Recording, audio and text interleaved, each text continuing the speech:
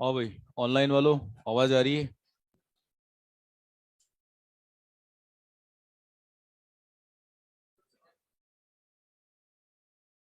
अरे कहाँ से आते रहते हो तुम लोग, जल्दी आओ।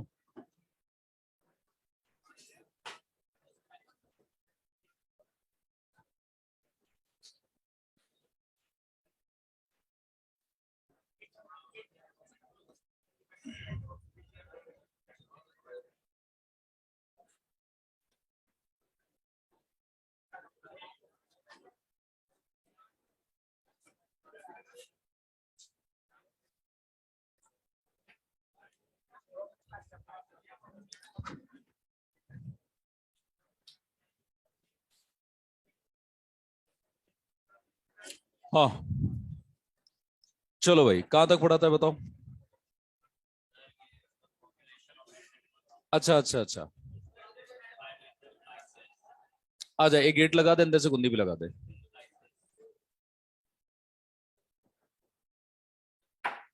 अंदर से कुंडी लगा दे।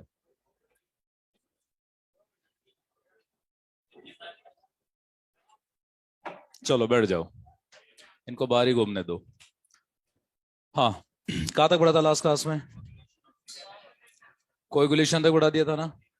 चलिए, तो सारी की सारी जो एसेसरी रिप्रोडक्टिव ग्लैंड्स थी, वो सारा मैंने बता दिया था। सबसे ऊपर यूरिनरी ब्लैडर था, फिर प्रोस्टेट आता है, प्रोस्टेट के सेंटर में से बात करें यूरेथ्रा पास आउट होगा। फिर काउपर के बीच में, दो काउपर ग्लैंड के बीच में से जो मसल है, वहां से जो स्प्रिंटर वाला पार्ट है, वहां से जो निकलेगा मेम्ब्रेनस यूरेथ्रा होगा। फिर उसके बाद आगे का पार्ट होगा जिसको हम लोग पिनाइल यूरेथ्रा बोलेंगे, और जो मेल बॉडी के अंदर होगा वो रूट ऑफ पेनिस होगा, और बाहर वाला पार्ट जो है वो एक्सपोज पार्ट हम लोग कंसिडर करते हैं। समझ में आ गया? सीमन, एक्चुअली देखो, जो इरेक्शन ऑफ पेनिस है वो कौन से सिस्टम से कंट्रोल हो रहा है? पैरासिम्पैथेटिक। किससे हो रहा है? और जो इजेकुलेशन होता है वो किससे होता है? सिंपैथेटिक होता है ना।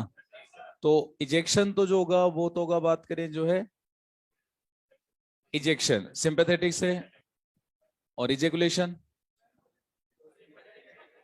खोल इनके गेट खोल, जेल के कैदियों की तरह बाहर खड़े। आओ। कहाँ घूमते रहते हो तुम? 5 मिनट के ब्रेक को आधे घंटे का बना देते हो। छोटू जल्दी से आ जाया कर। अब कोई लेट हुआ ना, मैं अगली बार नहीं खुलूंगा उसको, लगा चाहे दो छोरे हो चाहे बात करे पांच हो। अभी और भी हैं। अब लगा दे। अब आ जा, गेट लगा दे, गेट लगा दे।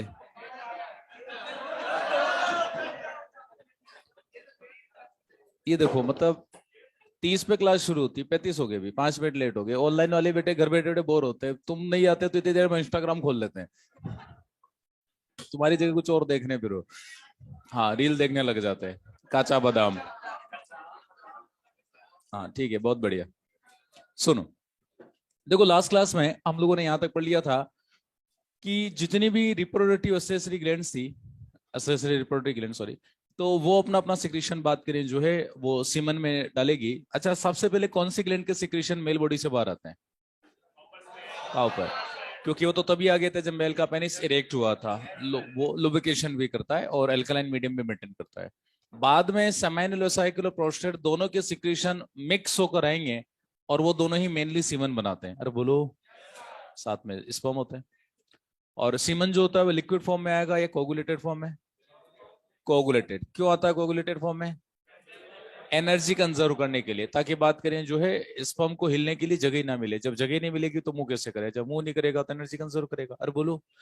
तो एक तरह से हर जगह एनर्जी कंजर्वेशन लो लागू हो रहा है स्पर्म के लिए, ताकि जितनी ज्यादा एनर्जी कंजर्व करेगा फीमेल जेनाइटल ट्रैक में जाने के बाद, वो उसको बात करें यूटिलाइज कर सके। अरे बोलो। ठीक है। अब क्या होता है, देखो ये वाला पार्ट तो मैंने आपको पूरा पढ़ा दिया था। अब आती है सारी ग्लैंड्स को वन बाय वन डिटेल से पढ़ लेते हैं। पढ़े? ठीक है, चलिए इधर देखो।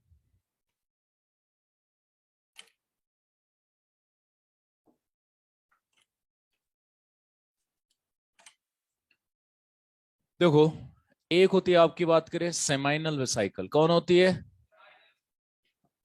और एक होता है भाइयों प्रोस्टेट, कौन होती है? Prostate gland. जो सेमाइनल वेसाइकल है, याद रखना, ये वन पेयर होती है। कितनी होती है? वन पेयर इन नंबर, एक जोड़ी होती है। और इसके सिक्रीशन को हम लोग बोलेंगे सेमाइनल फ्लूइड। क्या बोलेंगे? बोलो इसकी पीएच कितनी होती है? 7.2, स्लाइटली एल्कलाइन होती है, ठीक है। उसके बाद इसके सिक्रीशंस में देखो क्या क्या प्रेजेंट होता है, मैं बता देता हूं। इसमें होता है फ्रक्टोज। क्या होता है? इसमें होता है फाइब्रिनोजन। क्या होता है? इसके अंदर होता है प्रोस्टाग्लैंडिन। क्या होता है? इसके अंदर होता है आइनोसिटोल। क्या होता है? इसमें होता है सिट्रेट। क्या होता है? इसमें होते हैं सम बेसिक प्रोटीन। क्या होते हैं? सम बेसिक प्रोटीन्स बात करें इसके अंदर प्रेजेंट होते हैं। समझ में आ रहा है? चलिए, अब प्रोस्टेट ग्लैंड जो होती है ये होती है 1 इन नंबर। कितनी होती है? ये कई बार आ चुका है आपकी क्वेश्चन कि कौन कितना होता है। सेमाइनल साइकिल 1 पेयर है, काउपर भी 1 पेयर है, लेकिन प्रोस्टेट 1 ही होती है। ये सिंगल होती है भाइयों, सिंगल होती है, 1 इन नंबर, और ये 5 लोब की बनी होती है। कि वो नॉर्मल एग्जाम में नहीं पूछता तो उसको छोड़ो, डायरेक्टली इतना से याद रख लो कि इसके सिक्रीशन को हम लोग बोलेंगे प्रोस्टेटिक फ्लूइड। क्या बोलेंगे? और इसकी पीएच कितनी होती है? 7.3, 2 3 दोनों सही है, ठीक है, चलता है। इसके सिक्रीशंस में क्या क्या प्रेजेंट होता है? इसके सिक्रीशंस में होते हैं क्लोटिंग एंजाइम। क्या होते हैं? क्लोटिंग एंजाइम्स होते हैं। इसके सिक्रीशन में प्रेजेंट होता है प्रोफाइब्रिनोलाइसिन, ये तो कल भी पढ़ा दिया था। इसके सिक्रीशंस में होता है सिट्रिक एसिड। क्या होता है? इसके सिक्रीशन में होता है कैल्शियम और साथ ही साथ फॉस्फेट आयन। अरे बोलो। चलिए, अब कौन क्या क्या फंक्शन करता है समझना। देखो होता क्या है कि ये जो बात करें सेमाइनल वेसिकल और प्रोस्टेट, जब तक इनके सिक्रीशन सेपरेट रहेंगे ये कोई काम नहीं करेंगे, चुपचाप बैठे रहेंगे। लेकिन जैसे इनके सिक्रीशंस आपस में मिलेंगे, तो पहली बार इनके सिक्रीशन कब मिले थे? At the time of ejaculation. अरे जब ऑर्गेज्म होगा तभी तो आएगा ना। अरे बोलो। तो at the time of ejaculation ये फर्स्ट टाइम बात करें मिलेंगे, और वहां पर ये जो मिले थे कहाँ मिले थे? समाइनल बात करें प्रोस्टेटिक यूरेथ्रा, कहाँ मिले थे? पहली बार वही मिले थे। यदि आप दोनों के सिक्रीशन को सेपरेटली निकालो, जैसे आपने किसी का प्रोस्टेटिक फ्लूइड निकाला, वाटरी होगा। आपने किसी का समाइनल फ्लूइड निकाला, वाटरी होगा। हाँ, कंटेंट सब कुछ होगा जो जो मैंने लिखा हुआ है। लेकिन फाइनली जब सीमन आता है तो दोनों के मिलने से कोगुलेट हो जाता है, और अलग अलग जो केमिकल है वो अलग अलग फंक्शन करते हैं। चलिए वन बाय वन पढ़ते हैं। सबसे पहले पढ़ते हैं फ्रक्टोज। बोलो क्या काम करेगा? फ्यूल का काम करेगा। किसका काम करेगा? ये देखो बात करें जो है फ्यूल टू स्पर्म, स्पर्म्स के लिए बात करें फ्यूल का काम करेगा। अच्छा एक बात बताओ, फ्रक्टोज ही क्यों?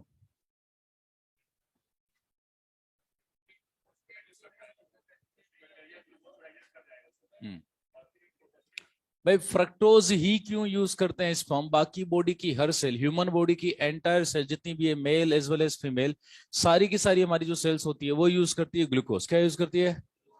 तो मतलब स्पर्म में ऐसा क्या है कि नहीं सर हम तो भाई बात करें ग्लूकोज यूज नहीं करेंगे, हम तो फ्रक्टोज यूज करेंगे, ऐसा क्यों? चलो मैं बता देता हूँ, इसको भी पता है, बाकियों को नहीं पता। सुनो, देखो क्या होता है, बातचीत मत करो। लास्ट के सेकंड बेंच हरे कलर का बच्चा, इधर देख, फोटोसिंथेसिस करता हुआ, इधर देखो। देखो होता क्या है कि ह्यूमन बॉडी में जितनी भी सेल्स है सब यूज करती है ग्लूकोज। क्या यूज करती है? अब देखो स्पर्म एक्सट्रीम माइक्रोस्कोपिक होते हैं, और इनको मेल ने एनर्जी दी कि देख बेटा तेरे लिए ग्लूको बात करें एनर्जी दे रहे हैं फ्रक्टोज, तो ही यूज करना, किसी और को हाथ मत लगाने देना।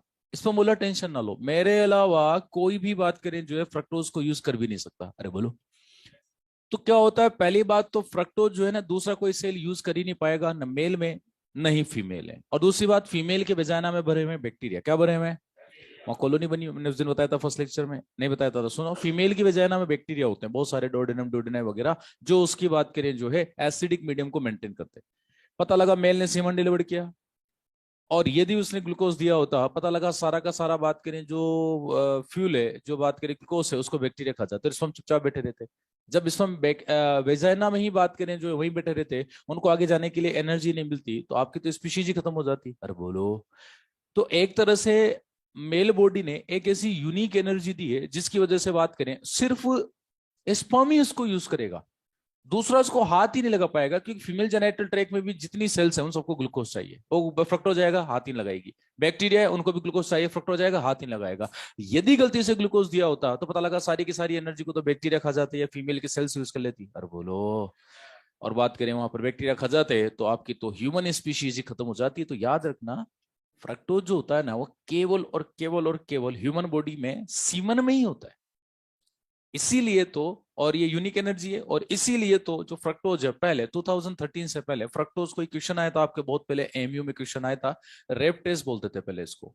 कोई फीमेल उसने इस तरह क्लेम किया तो पहले उसकी वेजाइना में बात करनी थी, फ्रक्टोज मिला, इट मीन वो सही बोल रही। अरे बोलो, क्योंकि उसी को फाइनली मैं मानते थे। लेकिन 2013 में एक ट्रेजेडी हुई थी, बात करें दिल्ली में निर्भया कांड, तो उसके बाद से सुप्रीम कोर्ट ने, पार्लियामेंट में सबने डेफिनेशन चेंज कर दिया। अरे बोलो, तो पहले था खेरी क्वेश्चन दोबारा अब आएगा नहीं, क्योंकि फ्रक्टोज केवल और केवल ह्यूमंस, बात करें जो ह्यूमन बॉडी में केवल सीमन में मिलेगा, इसके अलावा कहीं नहीं मिलेगा। तो पहले मानते थे, अब डेफिनेशन चेंज कर दी। अरे बोलो, ठीक है। तो ये आपको हो सकता है किसी बुक में क्वेश्चन मिल जाए, तो फ्रक्टोज जो होता है उसके लिए यूज होता था, ठीक है। अब नहीं है, अब तो कोर्ट में ही डेफिनेशन चेंज होगी, पार्लियामेंट में भी चेंज होगी, तो आपके कॉन्स्टिट्यूशन में चेंज कर दिया अब तो। नया ये कि यदि मेल जेनिटल से टच भी कर लेता तो वो भी माना जाएगा, उसको क्राइम माना जाएगा, उसको जेल होगी सीधी, यदि टच भी कर लेता है तो वो डेफिनेशन चेंज कर दिया। बात करें जो है उस समय 2013 में, याद सुना होगा आप लोगों ने, कांड हुआ था निर्भया कांड, वो बड़ा ही मतलब क्या बोले, मतलब हॉरेबल था। तो उसकी वजह से फिर कोर्ट में वो डेफिनेशन ही चेंज कर दी, ठीक है। चलो, वो अपने सिलेबस में नहीं है, पढ़ाई पे ध्यान दो। फ्रक्टोज जो होता है ये फ्यूल का काम करेगा। अब बताओ, यूनिक एनर्जी हुई नहीं हुई? अरे बोलो, यदि ग्लूकोज होता तो सारे के सारे बैक्टीरिया ग्लूकोज को खा जाते, तो बात करें बाकियों को कुछ मिलता ही नहीं, बाकी समुद्री पड़े रह जाते और आपकी मनुष्य जाति समाप्ति की ओर चली जाती। तो फ्रक्टोज यूनिक एनर्जी है। कौन सी एनर्जी है?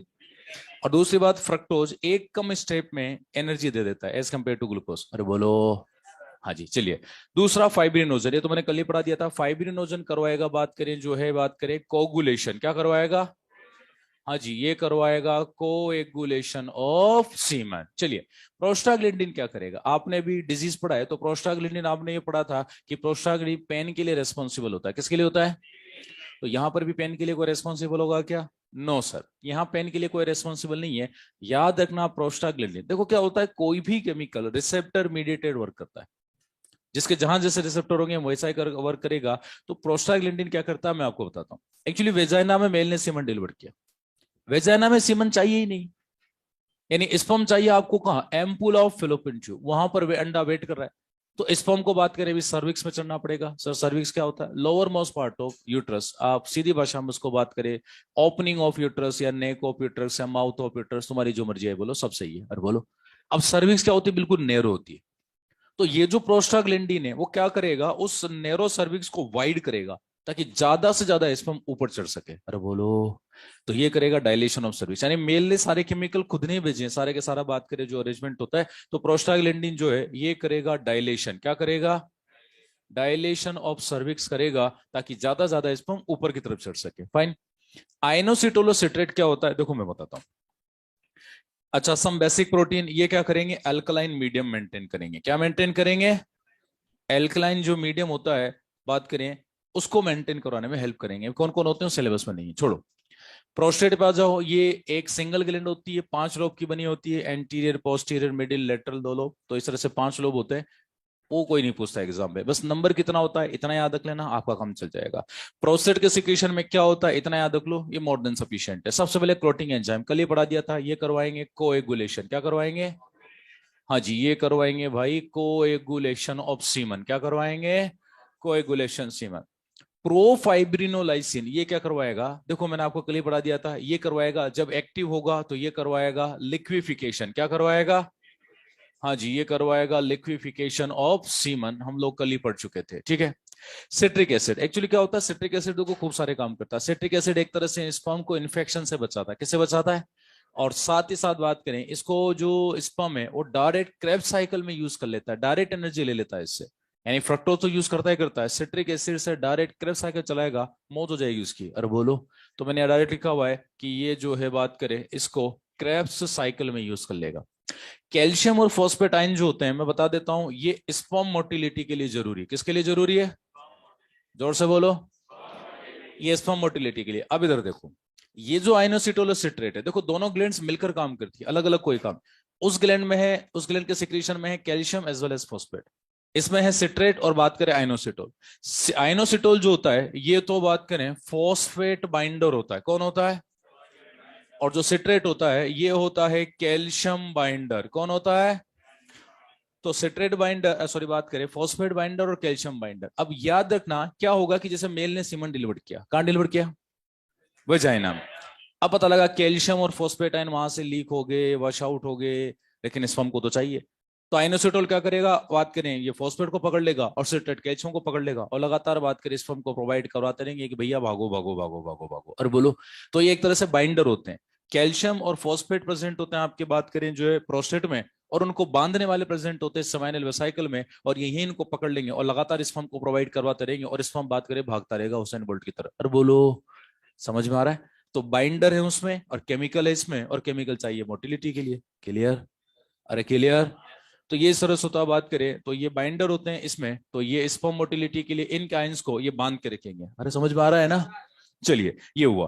तो ये बात करें फाइनली सीमन बनता है। अब सीमन का मतलब क्या होता है ये भी समझो। देखो, सीमन का मतलब होता है स्पर्म्स प्लस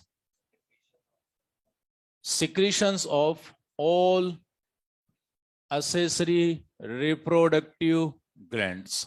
सारी की सारी जितने भी एसेसरी रिप्रोडक्टिव ग्लैंड्स है उनके सिक्रीशन और स्पर्म देखो होते हैं। इसमें कौन कौन आएगा मैं बता देता हूं। एक तो आएंगे स्पर्म, एक आएगा सेमाइनल फ्लूइड। क्या आएगा?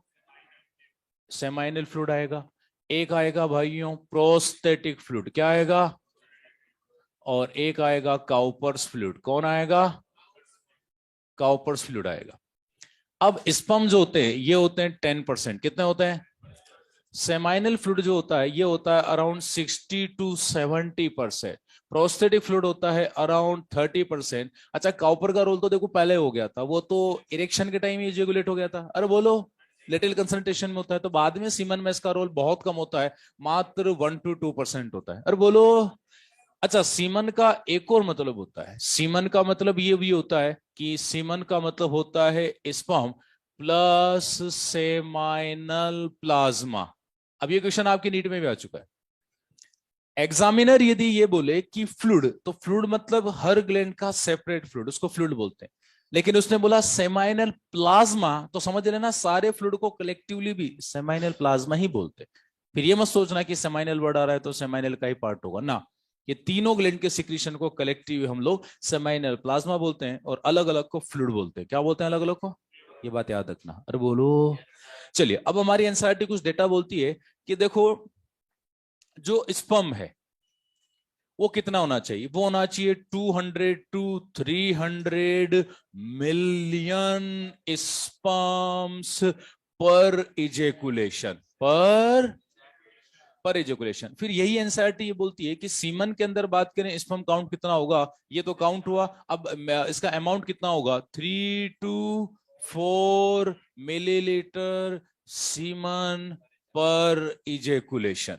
ये बात करें जो है सीमन का अमाउंट हो जाएगा कि इतना सीमन एक हेल्दी मेल नॉर्मल इजेकुलेशन में रिलीज करेगा। अरे बोलो, समझ में आ रहा है? नहीं आया? 200 से 300 मिलियन को करोड़ में कन्वर्ट करो इंडियन में, 20 से 30 करोड़ कितना हो जाएगा? यानी 0.2 to 0.3 बिलियन स्पर्म एक male at a time release करता है। अब थोड़ा कॉमन सेंस लगाओ। फीमेल रिलीज करती है एक सिंगल अंडा, मेल रिलीज करता है तकरीबन 30 करोड़ स्पर्म।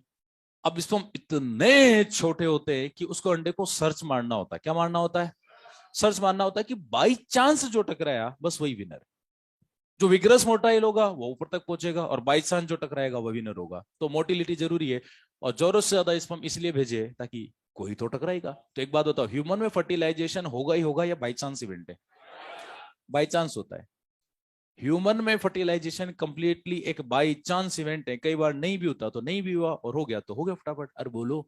तो कंप्लीटली एक बाई चांस इवेंट होता है, एक प्रोबेबल प्रोसेस होता है। हमेशा हो, ये कभी जरूरी नहीं होता। अरे बोलो। ठीक है। दूसरा, एनसीईआरटी खुद बोलती है कि भैया ये जो नॉर्मल सीमन है ना, नॉर्मल जो अमाउंट है बात करें स्पर्म का 200 to 300 मिलियन, इनमें से ना भाइयों एटलीस्ट 60%, एटलीस्ट 60%। 60% क्या? विग्रस मोटाइल या प्रॉपर शेप और साइज?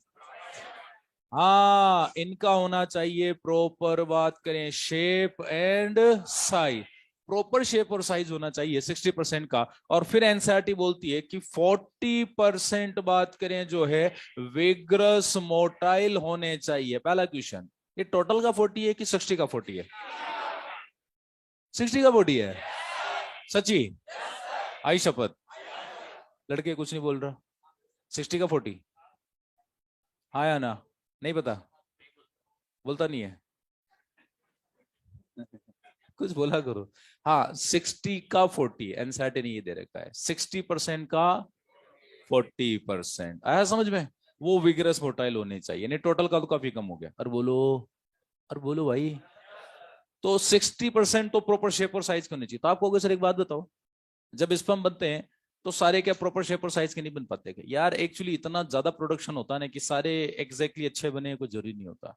और सभी में इतनी अच्छी एनर्जी बचाए, क्योंकि एपिडायमिस समझाएगा तो सबको। जैसे हम टीचर, बीइंग अ टीचर, हम सबको समझाते हैं कि भाई बेटा पढ़ ले, डॉक्टर बनना है, अगले साल मेडिकल कॉलेज में जाना है। अब तुम में से कितने परसेंट ही मानते हो उस बात को? बाकी कई मानते हैं। वो जवाहर नगर की गलियों में घूमना है तो घूमना ही है, इंस्टाग्राम चलाना है तो चलाना ही है, क्लास मिस करनी है तो मिस करनी है। जैसे अचीवर वाली बीमारी बात करें, बोले दोस्त को क्या हुआ, बोले वही अचीवर वाली बीमारी, क्लास बंक करूंगा, घर जाके पढ़ूंगा, है ना? फिर घर तो पहुंचता ही नहीं है। समझ रहे हो बात को?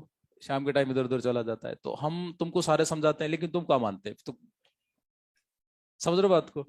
तो सारे स्पर्म प्रॉपर शेप और साइज के नहीं हो पाते, और विग्रस मोटाइल तो बहुत ही कम हो पाते हैं। यानी पढ़ते भी यही मानो कि 60% तो 40% ही सिलेक्ट हो पाते हैं, क्योंकि सब तो वो भी नहीं हो पाएंगे, रिसोर्सेज आर लिमिटेड। आपने तो इकोलॉजी पढ़ा होगा, जब रिसोर्सेज लिमिटेड और पॉपुलेशन और प्रोडक्शन हो तो सिलेक्शन बहुत कम का होता है। सिलेक्शन उसी का होगा जिसमें बात करें पहले से पावरफुल होगा। तीन तरह के स्ट्रगल, इंट्रा, इंटर, एनवायरमेंटल में विनर होगा। अरे बोलो। तो भाइयों तीनों तरह के स्ट्रगल तुम्हारे लिए अब है ना ज्यादा लागू होगा, क्योंकि तुम तो चलो फिर भी लास्ट के अचीवर हो, तुम्हारे बाद भी दो तीन अचीवर और हैं, अल्फा और अचीवर प्लस। अरे बोलो। तो ये मत सोचना कि मेरी तो फेज में या टॉप 10 रैंक आ रही, मेरे को तो एम्स डन हो गया, ऐसा कुछ नहीं होता। अभी मेजर टेस्ट आने दो। मेजर टेस्ट आने के बाद अपने को अपनी वैल्यू पता लग जाएगी कि अपन कहाँ स्टैंड करें।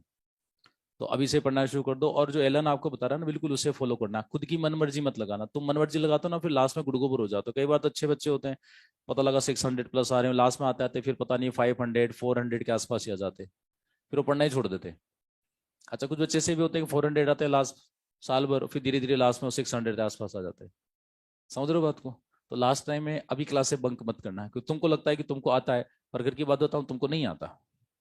क्योंकि तुम सिर्फ नाम के अचीवर हो। ये जब से कोरोना लगा है, जितने भी अचीवर बेच आ रहे हैं, एक भी कोई ढंग का अचीवर नहीं आ रहा। मतलब बच्चे पहले जो अचीवर के आते थे 18 से पहले, 19 से पहले, उनमें लगता था कि हाँ यार बच्चे को सब कुछ आता है, बस थोड़ा सा गाइड करना होता था। आजकल तो क्या ऐसा लग रहा है कि वापस नर्चर से आया है तो एंथुस की तरह तो एक एक चीज लिखनी पड़ रही मुझे। जबकि बीइंग एन अचीवर फेज बच्चे खुद ही मना करते, बोले सर ये क्या आता है सर, ये तो बचपन से पढ़ रहे हैं हम लोग। मैं सच बता रहा हूँ, 10th फेज मतलब लास्ट का फेज होता था। समझ रहे हो तुम लोग बात को? तो तुम लोग देखो वीक हो, बात को समझो। नहीं, इसमें घबराने वाली कोई बात। अच्छा, गलती तुम्हारी भी नहीं है, हमारी भी नहीं है, गलती कोरोना की, क्योंकि ऑनलाइन पढ़ाई में इतनी अच्छी पढ़ाई नहीं होती।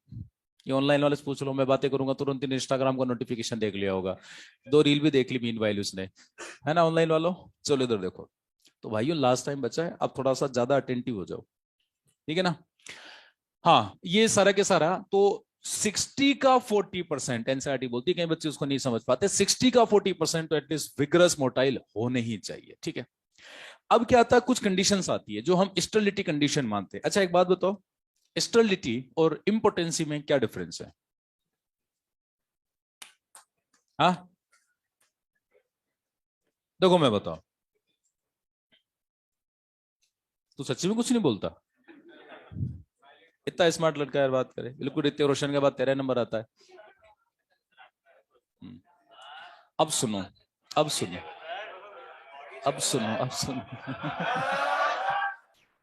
देख, बच्चे तेरे लिए बात करे जो क्लैपिंग कर रहे हैं ना, अब ध्यान से सुनो। क्या होता है देखो भाइयों, कि एक वर्ड आता है स्टेरिलिटी, फिर एक वर्ड आता है इंपोर्टेंसी। स्टेरिलिटी हम male as well as female दोनों में यूज कर सकते हैं।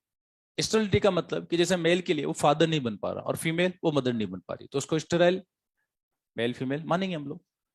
एक होती इंपोर्टेंसी।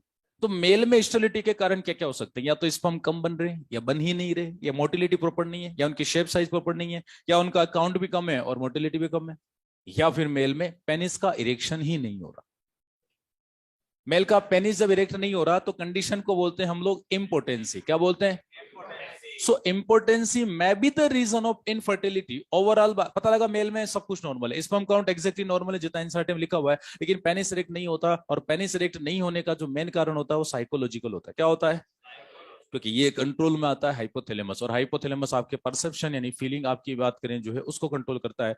तो साइकोलॉजिकली ही ज्यादातर लोगों को इंपोर्टेंसी होती है। तो इंपोर्टेंसी का मतलब हुआ कि when male is unable to perform sexual activity, और आप लोग अभी 4 महीने बाद फर्स्ट ईयर में चले जाओगे एमबीबीएस में, तो वहां आप इसको बोलोगे इरेक्टाइल डिसफंक्शन। क्या बोलोगे?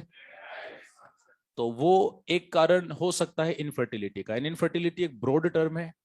बाकी कारण क्या क्या हो सकते हैं, जैसे मैं 2-4 यहाँ लिख देता हूं। एक कारण होता है ओलिगोस्पर्मिया। क्या होता है? देखो, नॉर्मल स्पर्म काउंट कितना होता है? बोलो बोलो बोलो। 200 to 300 मिलियन स्पर्म पर इजेकुलेशन, और एक सिंगल इजेकुलेशन में कितना? 3 to 4 मिलीलीटर सीमन। अब 3 to 4 millilitre semen 300 to 400, 200 to 300 को डिवाइड करो 3 to 4, तो पर मिलीलीटर में लगभग, चलो 300 को डिवाइड कर दो 4 से, लगभग 80 मिलियन स्पर्म। कितना स्पर्म?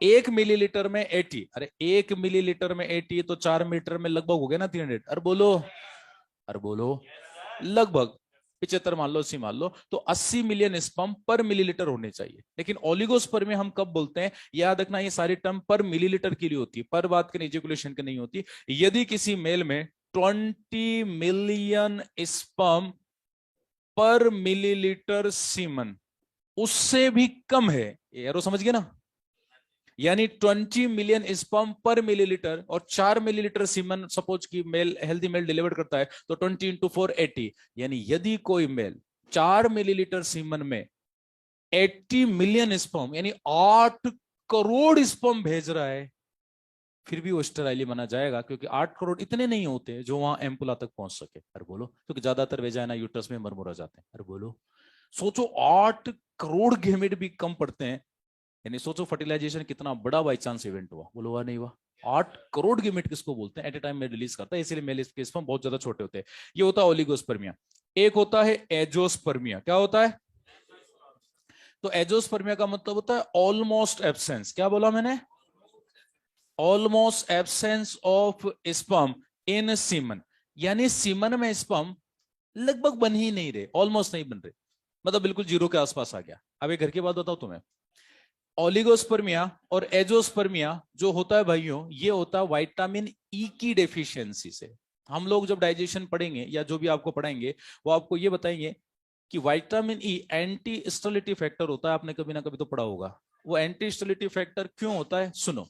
देखो, विटामिन ई जो होता है ना, ये मेल और फीमेल दोनों में जो हमारी गेमेट सेल होती है, स्पर्मेटोगोनिया और ऊगोनिया, उनके डिवीजन के लिए मस्ट है। तो यदि किसी मेल में विटामिन ई बहुत ही कम है तो एंजियोस्पर्मिया होगा, और ठीक ठाक कम है तो ओलिगोस्पर्मिया होगा, और विटामिन ई बिल्कुल नॉर्मल है तो आदमी फिर नॉर्मल हो जाएगा। अरे बोलो, यानी विटामिन ई की कमी से, तो कई बार तो मेल जो होता है सिर्फ विटामिन ई की कमी से ही बात करें इनफर्टिलिटी होती है। आपने मेल को विटामिन ई दिया और नॉर्मल हो गया, भाई समझ में आ रहा है? और कुछ फीमेल में भी ऐसी प्रॉब्लम होती है। तो विटामिन ई को इसीलिए हम लोग एंटी स्टेरिलिटी फैक्टर बोलते हैं। क्या बोलते हैं? मैंने नोट्स में सब लिख रखा, टेंशन ना लो। एंटी स्टेरिलिटी फैक्टर बोलते हैं। चलिए आगे भी पढ़ते हैं, और भी कुछ कंडीशन आती है। जैसे एक कंडीशन आती है, बात करें टेरेटोस्पर्मिया। क्या आता है? तो टेरेटोस्पर्मिया का मतलब होता है भाइयों कि एबनॉर्मल मॉर्फोलॉजी। क्या हो जाती है?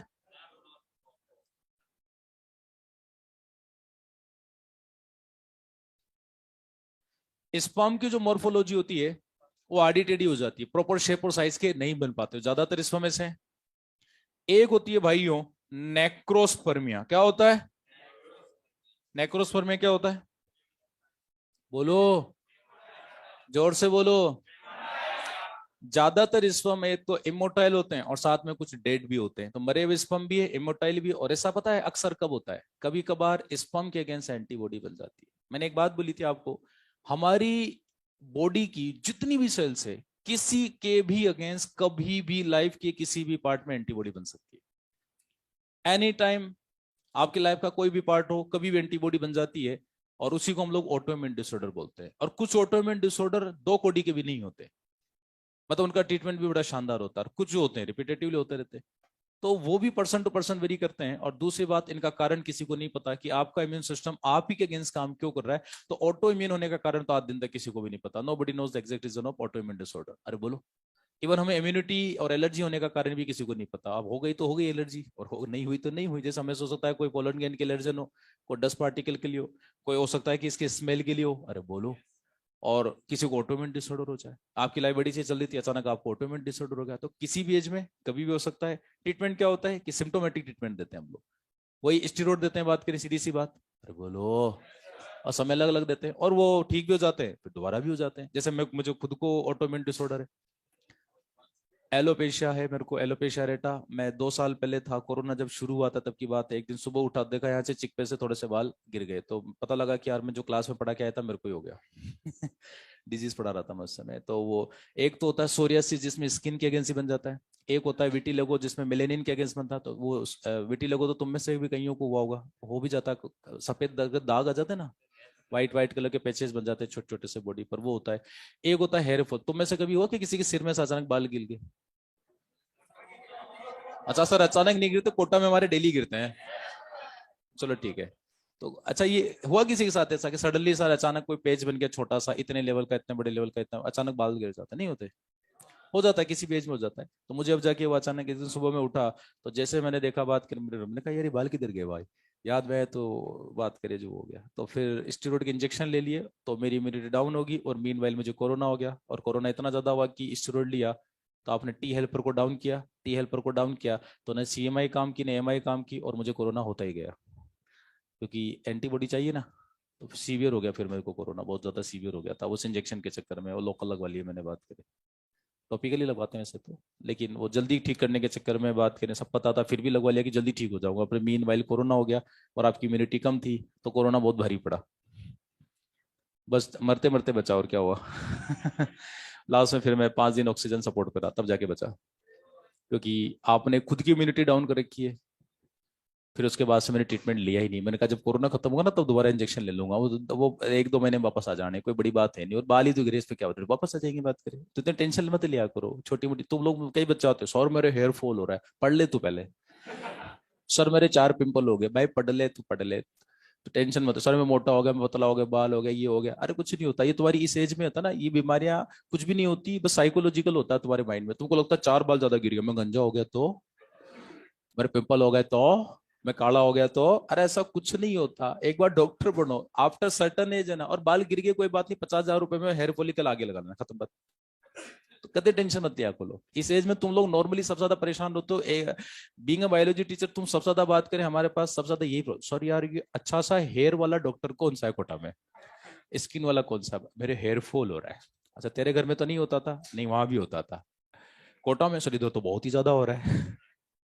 कुछ नहीं होता, सब फालतू बकवास होती है ना। इधर देखो, नेक्रोस्पर्मिया क्या होता है? लेस मोटाइल या इमोटाइल एंड डेड स्पर्म। ठीक है। एक होता है भाइयों एस्थेनोस्पर्मिया। इसमें क्या होता है कि लो स्पर्म भी है और लेस मोटाइल भी है, मोटाइल भी है। अच्छा सुनना, विटामिन ई स्पर्म मोटिलिटी के लिए जरूरी, किसके लिए? विटामिन ए स्पर्म मोटिलिटी के लिए जरूरी है। विटामिन ई स्पर्म की डिवीजन, आई मीन स्पर्म बनने के लिए जरूरी है। अरे बोलो। तो विटामिन ए की कमी है तो स्पर्म की मोटिलिटी घट जाएगी, और विटामिन ई कम है तो स्पर्म बनने ही कम हो जाएंगे। अरे बोलो। तो विटामिन का बड़ा इंपॉर्टेंट रोल होता है भाई, समझ में आ रहा है? नहीं आया? आया? चैपू पता लगा, फिर अपना सिलेबस जरूरत से ज्यादा ही जल्दी पहले हो जाएगा। लिखो, ऑनलाइन वालों को भी तो थोड़ा टाइम दो बेचारों को। स्क्रीनशॉट कहाँ था?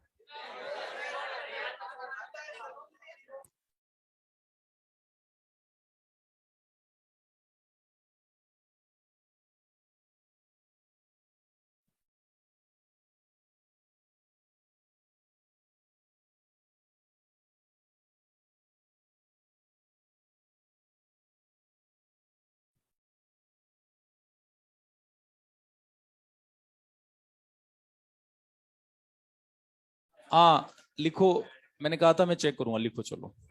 चलो राइट डाउन। तो तुम तो सोने वाली कगार पे आ जाओगे। पीछे वालों लिखो।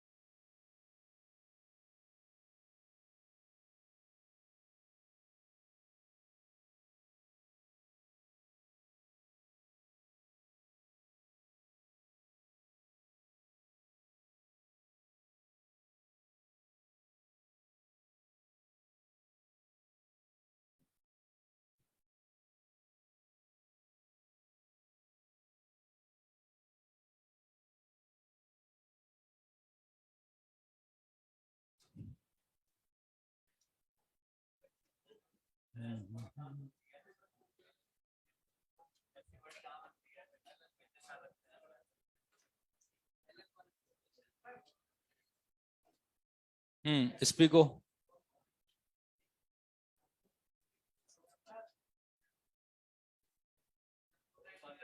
कौन बोल रहा है ये? बोलना।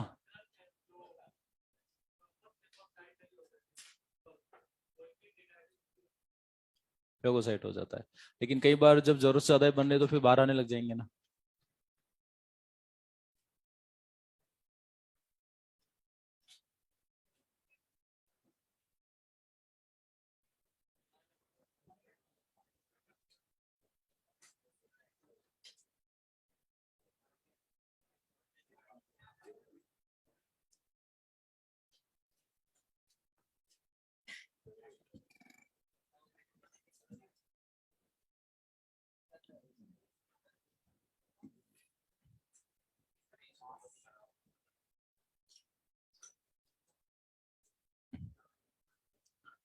चलो लिख लिया आई थिंक, है ना?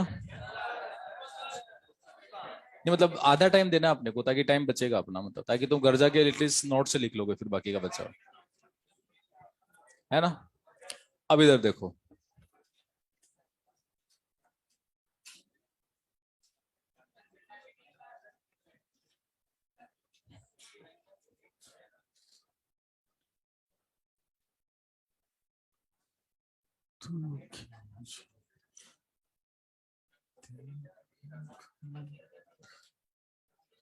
सितारों की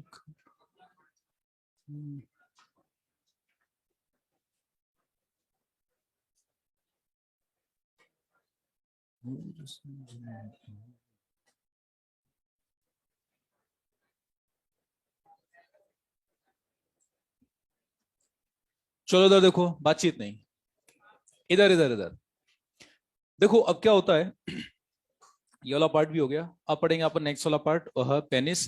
तो पेनिस की देखो मैं तीन डायग्राम एक साथ ही बना रहा हूँ, यहाँ आ जाएंगे तो तीनों को एक साथ ही मेरे साथ बनाओ। पहले बना लो फिर एक साथ समझा दूंगा, क्योंकि एट ए टाइम दोनों नहीं हो पाएगा। ठीक है, चलिए बनाना शुरू करो।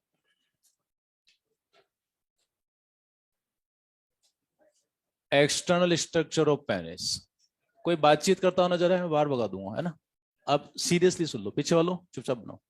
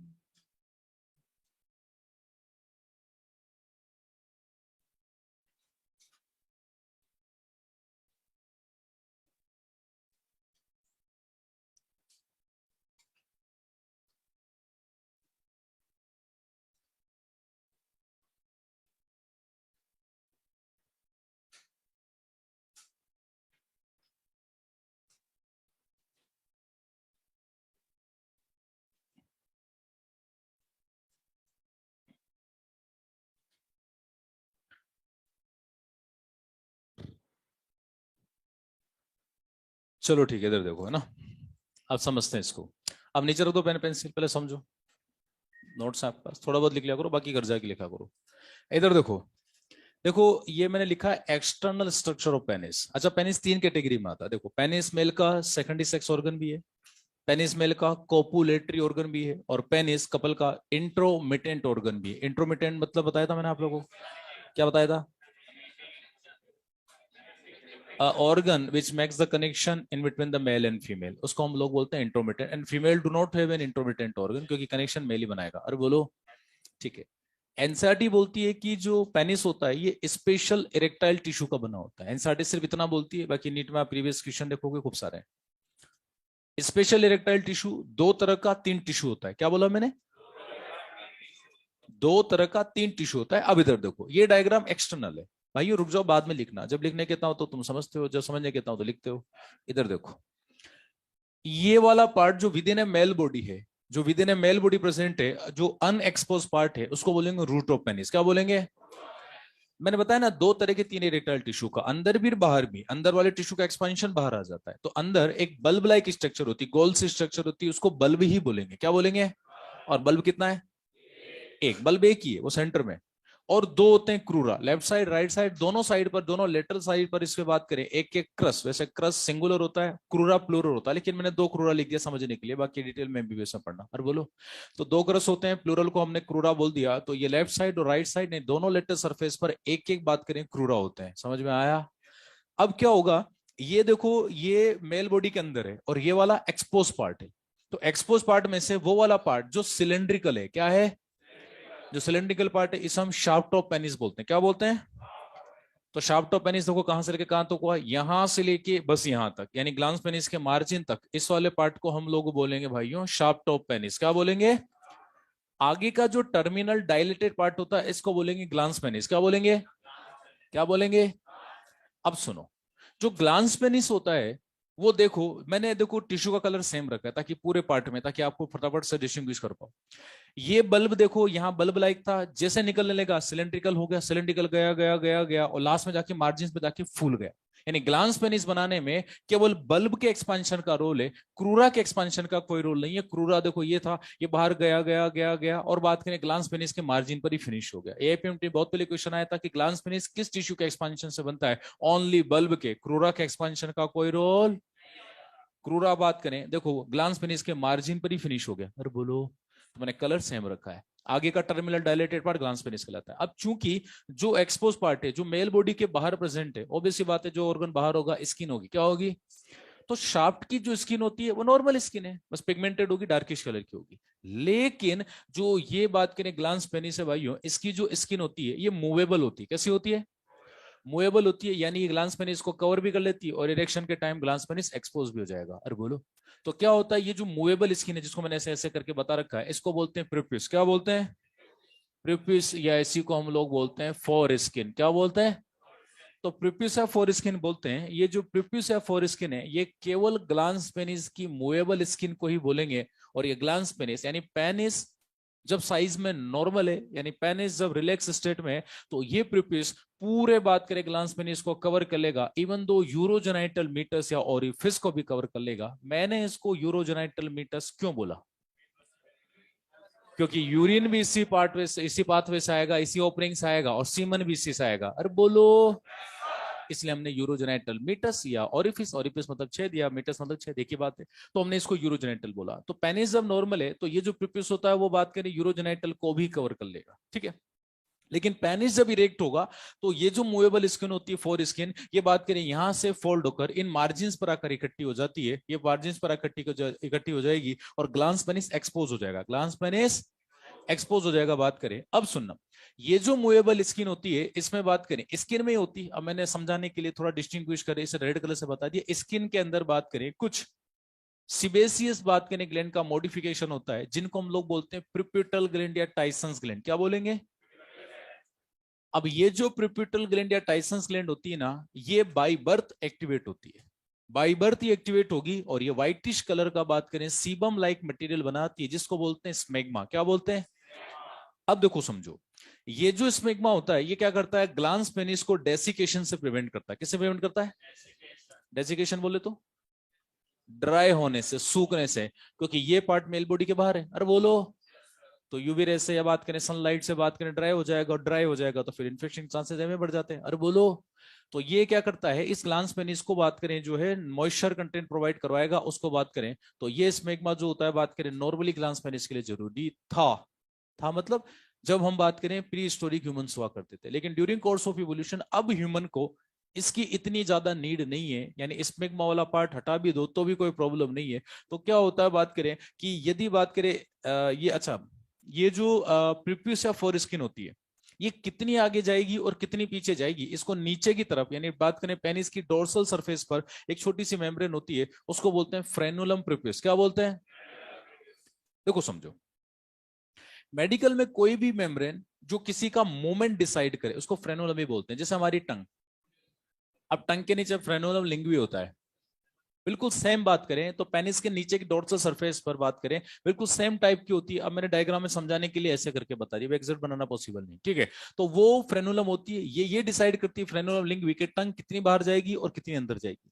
एग्जैक्टली इसी तरह से ये फ्रेनुलम प्रिप्यूस पेनिस की डोर्सल सरफेस पर होगी, ये डिसाइड करेगी कि फ्रेनुलम जो बात करें प्रिप्यूस है वो कितनी आगे जाएगी या फोल्ड होकर कितनी पीछे जाएगी। अरे बोलो, तो ये जो होता है बात करें फ्रेनुलम प्रिपिस, उसी को बोलते हैं। प्रिपिस के मूवमेंट को कंट्रोल कर रही है तो फ्रेनुलम, और प्रिपिस मतलब प्रिपिस को कंट्रोल कर रही है। अरे बोलो, जैसे टंग के लिए लिंग्वी तो फ्रेनुलम लिंग्वी। अरे बोलो ना, अरे डाइजेशन में पढ़ते हैं ना हम लोग, ये सरस होता है। चलिए, अब क्या होता है, ये जो प्रिपिटुलर टाइसन्स ग्लैंड्स होती है बाय बर्थ एक्टिवेट होती है। कहाँ एक्टिवेट होती है, बाय बर्थ एक्टिवेट है, यानी मेल बेबी पैदा हुआ उसमें बाय बर्थ स्मेग्मा बनेगा, और बाय बर्थ स्मेग्मा बनेगा तो ये स्मेग्मा वैसे तो बात करें वॉश आउट होता रहता है, लेकिन उस बच्चे की माँ को एडवाइस भी किया जाता है कि बात करें इसको रेगुलर बेसिस पर वॉश करे, क्योंकि कई बार क्या होता है कुछ कुछ मेल में स्मेग्मा बनता रहता है और वो पता लगा प्रॉपर्ली वॉश नहीं हो रहा बात करें, तो धीरे धीरे स्मेग्मा जो है वो बात करें इस प्रिपिस को ग्लांस पेनिस से चिपका देगा चिपका देगा चिपका देगा चिपका देगा। और कई मेल में तो हालत ऐसी होती है कि यूरोजेनाइटल मीटर्स भी बंद हो जाता है मेल बेबीज में, पता लगा यूरिन ही नहीं हो पा रहा। अरे बोलो,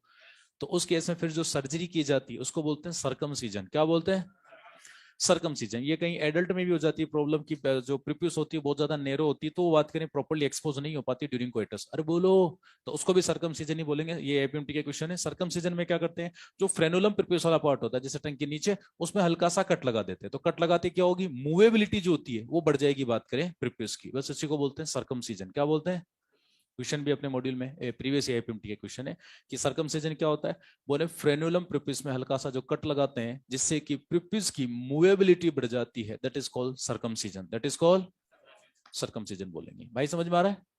अरे बोलो, ठीक है। तो ये होता है, बात करें इतना सा बस। और ये सेंटर में से यूरेथ्रा पास आउट हो रहा है। अब क्या होता है देखो कि मैंने क्या किया। अच्छा एक बात बताओ, ये तो एक्सटर्नल स्ट्रक्चर पढ़ाई ना मैंने। अरे क्या पढ़ाई, तो एक बात बताओ, क्या इसके अंदर से बात करें यूरेथ्रा भी जा रहा होगा क्या? तो मैंने क्या किया, इस एक्सटर्नल स्ट्रक्चर से यूं पूरा का पूरा इसका एलएस ले लिया। क्या ले लिया, और डायग्राम यूं था, इसका एलएस लिया, उसको सीधा करके ये इधर बात करें चेप दिया, तो ये उसी पार्ट का एलएस है, दैट्स ऑल, और कुछ नहीं है।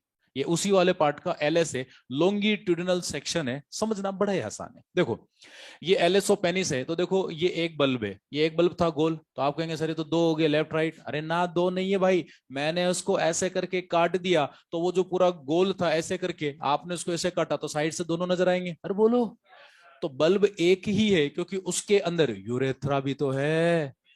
तो बल्ब वाले पार्ट में बात करें यूरेथ्रा इसके अंदर प्रेजेंट होगा, बात करें। और सुनना, ये जो बल्ब था तो यूरेथ्रा भी बल्ब लाइक था, फिर ये बल्ब आगे सिलेंड्रिकल हुआ, यूरेथ्रा भी सिलेंड्रिकल हो गया, लेकिन बल्ब आगे सिलेंड्रिकल रहा रहा रहा रहा रहा, लेकिन लास्ट में जाके बल्ब वाला पार्ट फूल गया, लेकिन यूरेथ्रा नहीं फूला, वो एज सच बॉडी से बाहर चला गया। क्लियर?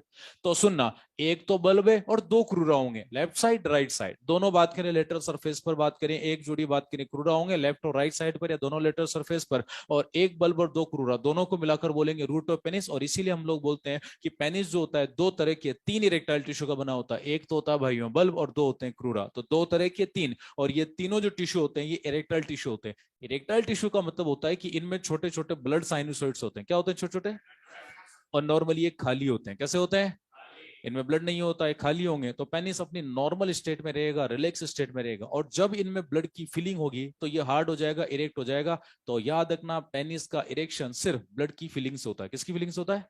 ब्लड उसमें जब फिल्ड होगा तो पेनिस इरेक्ट हो जाएगा, बात करें तो इसी को हम लोग इरेक्टाइल टिश्यू बोलते हैं। जो नॉर्मली खाली रहेगा, खाली रहेगा तो पेनिस नॉर्मल रहेगा। जब उसमें ब्लड भरेगा तो ब्लड भरेगा तो पेनिस हार्ड और इरेक्ट हो जाएगा। अरे बोलो, तो दो तरह का तीन इरेक्टाइल टिश्यू। अब समझो, जो पार्ट मेल बॉडी के अंदर है that is called root of penis. अब जो पार्ट बाहर आया, तो सुनना, बल्ब एक है कि दो है, और क्रूरा, ये मत बोलना कि सर क्रूरा देखो दो हैं, ये लेफ्ट साइड राइट साइड, तो बल्ब भी तो दो हैं, ये देखो लेफ्ट साइड राइट साइड। ये दो नहीं है दुष्टों, ये ऐसे करके गोल था, ऐसा आपने ट्रांसफर सेक्शन लिया, लॉन्गिट्यूडिनल सेक्शन लिया, तो बस ऐसे करके घूम रहा है। अरे बोलो, एक ही है, और उसके बीचों बीच में से यूरेथ्रा पास हो रहा है। बोलो यूरेथ्रा किस में से पास हो रहा है, बल्ब में या क्रूरा में? हाँ जी। अब सुनना, बल्ब का जो एक्सपांशन है, चूंकि बल्ब एक है तो एक्सपांशन भी एक होगा, तो उसको हम लोग बोलेंगे कॉर्पस स्पंजियोसम। क्या बोलेंगे? नंबर कितना होगा, कितना होगा? और जो क्रूरा है, क्रूरा के एक्सपांशन जो बॉडी से बाहर आ रहे हैं, उसको हम लोग बोलेंगे कोरपोरा कैवर्नोसा। क्या बोलेंगे? या इसी को बोलेंगे कॉर्पस कैवर्नोसम। क्या बोलेंगे? इसका नंबर कितना होता है, दो, क्योंकि लेफ्ट साइड राइट साइड। अरे बोलो, समझ में आ गया? अब देखो बल्ब का एक्सपांशन यहां से निकला, पहले तो बल्ब लाइक था। अच्छा याद करो, इस बल्ब वाले यूरेथ्रा में काउपर ग्लैंड आकर ओपन होती है, इसीलिए तो इसको बल्बो यूरेथ्रल ग्लैंड बोलते हैं। क्या बोलते हैं?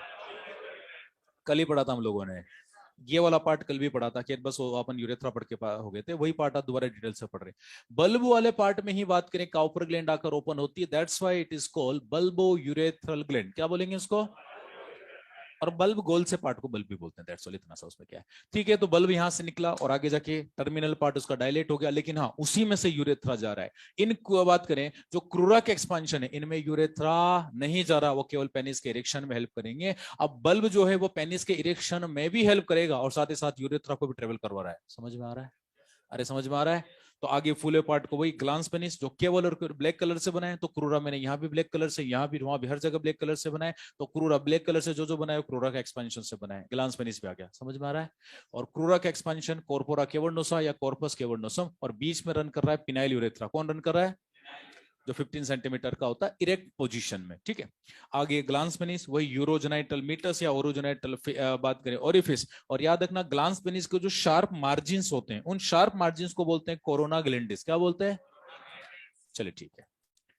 अब मैंने क्या किया, ये जो लॉन्गिट्यूडिनल सेक्शन था भाइयों, इसका यहां से शाफ्ट वाले पार्ट में से इसका ले लिया ट्रांसफर सेक्शन। क्या ले लिया?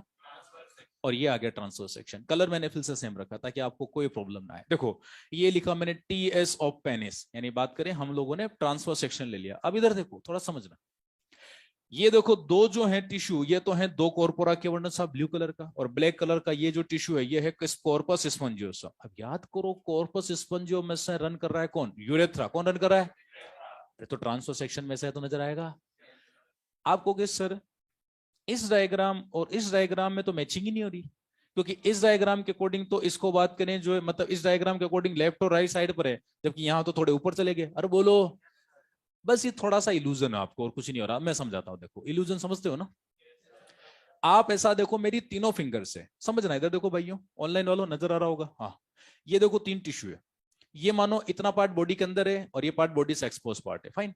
ये वाला पार्ट मानो बल्ब, क्या है ये? और दोनों को मानो क्रूरा, क्या मानो? और बल्ब में से रन कौन भी कर रहा है? यूरेथ्रा। कौन रन कर रहा है? ठीक है। और क्रूरा जो एक्सपांशन है वो चला चला चला चला चला और यहाँ आकर फिनिश हो गया। अब ये मानो बल्ब है, बल्ब के अंदर यूरेथ्रा भी है और रन कर रहा है कर रहा है कर रहा है, लेकिन यही बल्ब आगे जाके, यही बल्ब आगे जाके कॉर्पस स्पंजियोसम, और यही कॉर्पस स्पंजियोसम आगे जाके फुल पार्ट, यहाँ टर्मिनल डायलेटेड पार्ट क्या बोलेंगे? Glans penis. आगे ग्लांस पेनिस इमेजिन कर लो। अरे बोलो, तो सामने से आपको लग रहा है कि मेरी तीनों फिंगर एक अलाइनमेंट में, ऐसा कुछ नहीं है, इल्यूजन है। अब मैं यदि यहां से ट्रांसफर सेक्शन लू तो यू मानो ये तीन टिश्यू थे, मैं ट्रांसफर सेक्शन लू, ये फाइनली ऐसे थी। अरे बोलो, क्या होता? अंदर से लगभग सात निकलते, लेकिन धीरे धीरे थोड़ा ये ऊपर की तरफ आ जाता है और ये वाला पार्ट धीरे धीरे नीचे चला जाता है। और आगे चूंकि आगे का फुल ऑफ पार्ट केवल इसी टिश्यू से बनेगा, तो फाइनली हमें बात करें मेल के एक्सपोज पार्ट में जो ग्लांस पेनिस नजर आता है उसमें केवल एक ही ओपनिंग नजर आती है और वो यूरेथ्रा होता है। और केवल ग्लांस पेनिस का ही बात, ग्लांस पेनिस जो होता है वो इसी बल्ब का एक्सपांशन होता है, यानी कॉर्पस स्पॉन्जियोसम से ही बना होता है। भाई समझ में आ रहा है? तो इस वाले डायग्राम में ये ऐसे जो ट्रांसफर सेक्शन हमने लिया, और लॉन्गिट्यूडनल बताऊं तो देखो वो ये चीज है, आपको तीनों फिंगर्स एक ही अलाइनमेंट में नजर आ रही है, पर वास्तव में ये ऐसे। अरे भाई क्लियर हो रहा है? नहीं हुआ? हो गया? तो इल्यूजन और कुछ नहीं है, मतलब वो टिश्यू इस तरह से होता है, फाइन। अब ये दो तो है, बोलो नाम बोलो, कॉर्पोरा कैवर्नोसा, और एक क्या है? कॉर्पस। ये यूरेथ्रा आ रहा है और आगे आके यही पार्ट फूल जाएगा, फूले पार्ट में से यूरेथ्रा फाइनली मेल बॉडी से बाहर आ जाएगा, ग्लांस यूरोजेनिटल मीटर्स, क्या बोलेंगे? ठीक है। अब थोड़ा दिमाग लगाना, इसी से आपको इरेक्शन वाला पार्ट भी समझ में आ जाएगा। सुनना इधर देखो, देखो हमेशा याद रखना, वेन जो होती है वो सुपरफिशियल होती है, डीपली सिचुएटेड होती है, और आर्टरीज यहां भी वही है, आर्टरीज डीपली सिचुएटेड है, वेन सुपरफिशियल है। तो मेल के पेनिस में बिल्कुल बात करें जो है, वेंट्रल सरफेस पर एक मेजर वेन होती है जो ब्लड को रिटर्न लेकर जाएगी, क्योंकि वेन तो ब्लड लेकर जाएगी। अरे बोलो, आर्टरीज ब्लड लेकर आएगी। तो आप कहेंगे सर इनके अलावा और भी आर्टरी वेन होती है? देखो डिटेल में तो आप एमबीबीएस से पढ़ना है, इसके अलावा और भी होती है। मेजर आर्टरीज और मेजर वेन से आपका काम चल जाएगा, नीट लेवल पढ़ रहे हैं हम लोग, और बल्कि ये भी अपने लिए मोर देन सफिशिएंट है। क्या होता है भाइयों, ये एक वेन है और ये दो मेजर आर्टरीज है, ये ऑक्सीजनेटेड ब्लड लेकर आएगी और ये डीऑक्सीजनेटेड ब्लड लेकर जाएगी। अब याद रखना, erection of penis completely under the control of hypothalamus only, cerebrum का कोई रोल नहीं होता। पेनिस के इरेक्शन में सेरेब्रम का 1% भी रोल नहीं होता। आपकी विल पावर से आप पेनिस इरेक्ट नहीं कर सकते, इम्पॉसिबल है। यदि ऐसा होता कि कोई भी मेल अपनी विल पावर से अपने सेरेब्रम से पेनिस को इरेक्ट कर लेता, तो दुनिया में कोई भी मेल कभी इंपोर्टेंस शो नहीं करता, क्योंकि विल पावर तो सभी के पास है। It completely control by hypothalamus, और हाइपोथैलेमस आपका परसेप्शन कंट्रोल करता है। और परसेप्शन गड़बड़ कब होता है? जब आप साइकोलॉजिकली हो जाते हो, यानी साइकिक हो जाते हो। अरे बोलो, इसलिए तो मैंने बोला कि इरेक्टाइल डिसफंक्शन या इंपोटेंसी का मेन कारण साइकोलॉजी होता है। क्या होता है?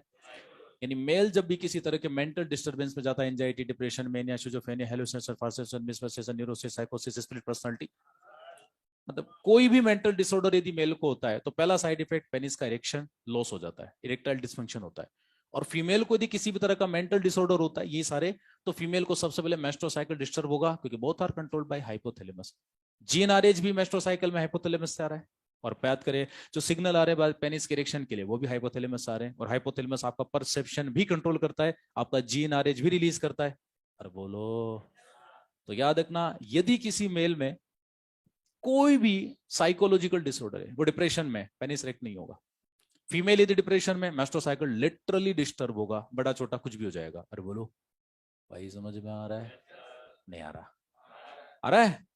चलो तो डिटेल से पढ़ते हैं। इधर देखो, सुनना, ये और ये दो तरह के तीन इरेक्टाइल टिश्यू समझ में आ रहा है? अब मैंने अभी थोड़ी देर पहले बोला था इनमें होते हैं छोटे छोटे ब्लड साइनोसॉइड। क्या होते हैं भाइयों? और नॉर्मली ये और इनमें क्या भरेगा? हाँ, इनमें ब्लड भरेगा, और जब इनमें ब्लड भरेगा तो फाइनली पेनिस हार्ड और इरेक्ट हो जाएगा। भाई समझ में आ रहा है? अब आप कहेंगे सर एक बात बताओ, ब्लड तो आर्टरीज लेकर आएगी। हाँ जी, तो फिर इस वाले पार्ट के इस वाले को ब्लड कौन देगा? मैं बताऊं, इन्हीं आर्टरीज में से कुछ छोटी आर्टरीज होती है जो इंटरकनेक्टेड होती है, वो इसको भी ब्लड देगी। यानी यही दोनों आर्टरी दोनों को तो ब्लड देगी, इन दोनों इरेक्टाइल टिश्यू को, इसको भी ब्लड देगी। फिलहाल इतना सा समझो। अरे बोलो, यानी जब ब्लड आएगा तो इन्हीं आर्टरीज के थ्रू आएगा, नॉर्मल है तो नॉर्मल आएगा, जब ज्यादा चाहिए तो आर्टरीज डायलेट कर जाएगी, ज्यादा ब्लड आ जाएगा। वो नर्वस से कंट्रोल होता है, नर्वस सिस्टम से। कैसे? अब मैं बताता हूँ। अब एक बात बताओ, बॉडी में ना, एक मेल बॉडी में नॉर्मली 6 से 7 लीटर ब्लड होता है। कितना होता है? 6 to 7 लीटर होता है। फीमेल में 5 to 6 होता है। अरे बोलो, तो एक बात बताओ, मेल में तो 7 लीटर ब्लड है, ऐसा थोड़ा है कि ब्लड भरता ही जाएगा, उसकी भी तो एक लिमिट होगी। तो क्या होता है कि ये नॉर्मली जब खाली है तो श्रिंक होगा टिश्यू, तीनों टिश्यू श्रिंक होंगे, दैट्स ऑल। जब इनमें ब्लड की फीलिंग होगी, अरे तो ब्लड तो 7 लीटर है, पूरा थोड़ा भर सकते हैं, तो क्या होगा, जैसे जैसे टिश्यू एक्सपांड करेगा, ये तीनों जो इरेक्टाइल टिश्यू है जैसे जैसे एक्सपांड करेंगे, इनको चारों तरफ से व्हाइट फाइब्रस कनेक्टिव टिश्यू की ट्यूनिका अल्बुजिनिया कवर करती है। और जैसे ही ये अपनी नॉर्मल बात करें जो है स्ट्रेचिंग कर लेंगे, व्हाइट फाइब्रस कंप्लीट स्ट्रेच हो जाएगा और फर्दर ब्लड को अलाउ नहीं करेगा कि भाई इससे ज्यादा नहीं भरना, बस आपकी मैक्सिमम लिमिट होगी। और वही पेनिस का नॉर्मल या बात करें मैक्सिमम हार्डनेस इरेक्शन होगा। समझ में आ रहा है? नहीं तो बॉडी में तो 7 लीटर ब्लड है। तो व्हाइट फाइब्रस कनेक्टिव टिश्यू ये डिसाइड करता है कि पेनिस इससे ज्यादा फर्दर इरेक्ट नहीं होगा। अरे भाई समझ में आ रहा है? तो व्हाइट फाइब्रस सबसे मजबूतेस्ट टिश्यू होता है। क्या होता है? मजबूतेस्ट टिश्यू होता है। तो ये इसको डिसाइड करेगा कि इससे ज्यादा स्ट्रेचिंग इनमें फर्दर ये अलाउ नहीं करेगा, और वो एक तरह से मैक्सिमम या पीक होता है बात करें इरेक्शन की या हार्डनेस का। भाई समझ में आ रहा है? ठीक है, अब आपको डिटेल से पढ़ा देता हूं। ये तो एनाटॉमी ही। अब आ जाओ इसकी फिजियोलॉजी। किस पर आ जाओ? फिजियोलॉजी। देखो समझना, हम डॉक्टर बनने जा रहे हैं तो उसी हिसाब से पढ़ना है ना।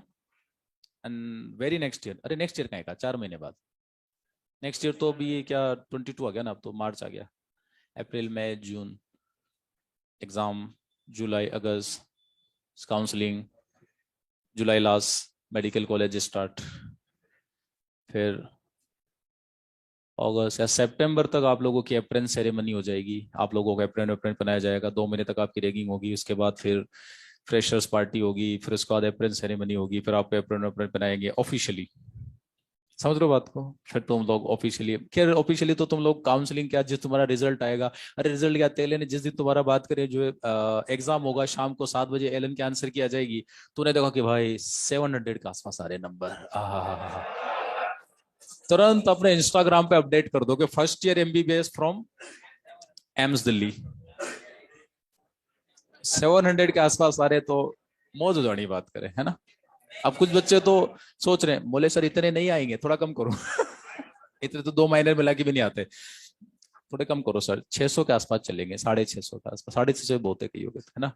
सपोज कि तुम्हारे नंबर आ गए कि से, ठीक है, तुम्हें से जो टॉपर बच्चा होगा वो तो 700 टारगेट कर रहा होगा, इवन 720 टारगेट कर रहा होगा, और 720 टारगेट करो तब जाके 650 आएंगे।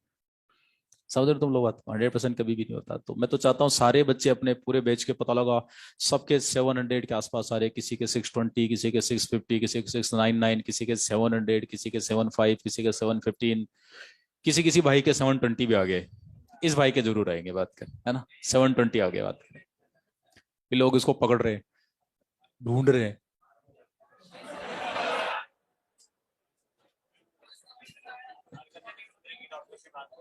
हाँ, 720 वाले को तो लोग ढूंढते हैं, बाकी आप सबको पता है क्यों ढूंढते हैं। मैच्योर हो आप लोग, तुम इतने साल से कोटा में हो ना कि तुमको सब पता है पढ़ाई को छोड़ के। हाँ, अब सुनो, तो क्या होता है, आप इसकी डॉक्टर बनने जा रहे हैं तो वैसे बिहेव क्या करो। क्या होता है देखो, मैंने आपको एक दिन पहले भी बताया था कि erection of penis, perception, feeling, memory, यानी जो चीजें हाइपोथैलेमस में सेक्सुअल एक्साइटमेंट करे, उन चीजों से पेनिस का इरेक्शन स्टार्ट होता है। अब हाइपोथैलेमस हमारा परसेप्शन कंट्रोल करता है, हमारी फीलिंग कंट्रोल करती है, हमारी थॉट कंट्रोल करता है, तो हाइपोथैलेमस पेनिस का इरेक्शन भी कंट्रोल करेगा। एनी टाइम एनीवेयर ये स्टार्ट हो सकता है। अब थोड़ा इसको मेडिकल वे में समझना कि मेल में एनी टाइम एनीवेयर कोई भी परसेप्शन या थॉट डेवलप हुई रिगार्डिंग सेक्सुअल एक्टिविटी, वो किसी भी रीजन से डेवलप हो सकती है, क्योंकि हाइपोथैलेमस और हाइपोथैलेम किसी भी चीज से एक्टिवेट हो सकता है। अरे बोलो, it may be either due to any audio video या कोई फीलिंग टच मेमोरी। इसमें हंसने वाली क्या बात है, मैंने अभी बोला था ठेला चाप हरकतें ना करें, डॉक्टर बनने जा रहे हैं। तो इस चीज से हाइपोथैलेमस एक्टिवेट हुआ। अब हाइपोथैलेमस क्या करेगा, फटाफट पैरासिम्पैथेटिक को एक्टिव करेगा। किसको एक्टिव करेगा? हाँ जी, हाइपोथैलेमस फटाफट एक्टिवेट करेगा पैरासिम्पैथेटिक को। जय भैया पेनिस इरेक्ट करो। तो पैरासिम्पैथेटिक क्या होगा मैं बताऊं। पैरासिम्पैथेटिक जो नर्व एंडिंग्स आती है वो आती है parasympathetic nerve ending in arteries को। किसको आती है? इन आर्टरीज को पैरासिम्पैथेटिक नर्व एंडिंग्स आती है। अब एक बात बताऊं, ये जो आर्टरी है ये नॉर्मली उतना ही ब्लड लाएगी जितनी इस पेनिस की नॉर्मल ऑक्सीजनेटेड ब्लड की नीड होगी, उतना ही ब्लड आएगा। एक्स्ट्रा क्यों होगा भाई? लेकिन at the time of erection जरूरत से ज्यादा ब्लड आएगा ताकि ब्लड इन साइनोसॉइड्स में भर सके, तीनों साइनोसॉइड्स में, और ये हार्ड होकर इरेक्ट हो जाएगा। अरे बोलो, तो क्या होता है कि ये जो आर्टरीज होती है, अब बच्चे बोलते हैं कि सर मसल का क्या रोल होता है। देखो पेनिस के इरेक्शन में मसल का कोई रोल नहीं होता। हाँ, एक मसल जरूर होती है यहाँ पर, लेकिन वो रूट वाले पार्ट में होती है, एक्सपोज पार्ट में नहीं होती। वो जो मसल होती है कैसे होती है मैं आपको समझाता हूं। देखो इधर देखो, क्या होता है कि ये जो बात करें ये है बात। अच्छा पहले तो मुझे बताओ, इस वाले डायग्राम में आर्टरीज कहाँ है? जो इस डायग्राम में मैंने बता रखी है दोनों आर्टरीज ब्लू वाले पार्ट में है ना। चलो मैं बना भी देता हूं। ये आर्टरीज आ रही है, ये बॉडी कैविटी में से आर्टरीज आ रही है, और ये ऑक्सीजनेटेड ब्लड लेकर आ रही है, और इरेक्शन के टाइम में ज्यादा ऑक्सीजनेटेड ब्लड लेकर आएगी। तो आप कहेंगे सर इनको कंट्रोल कौन करता है कि तेरे को इतना ही ब्लड लेके जाना है, इससे ज्यादा लेके नहीं जाना? तो क्या होता है देखो, जहां से ये चूंकि ये आ रही क्रूरा में से, कहां से आ रही है, तो यहां पर दोनों तरफ एक मसल होती है। क्या होती है? क्या होती है?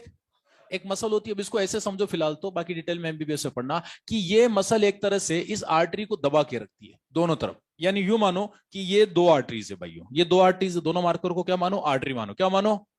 इन मार्कर को। और मेरी जो मुट्ठी है इसको मानो क्रूरा मसल, क्योंकि क्रूरा वाले पार्ट में ही आर्टरी है। अरे बोलो, तो साइंटिस्ट ने नाम दे दिया क्रूरा मसल। क्या नाम दे दिया? वो क्रूरा मसल एक तरह से इन आर्टरीज को दबा के रखती है। अब एक बात बताओ, जब आर्टरीज दबी हुई रहेगी तो ब्लड नॉर्मल आएगा कि ज्यादा आएगा?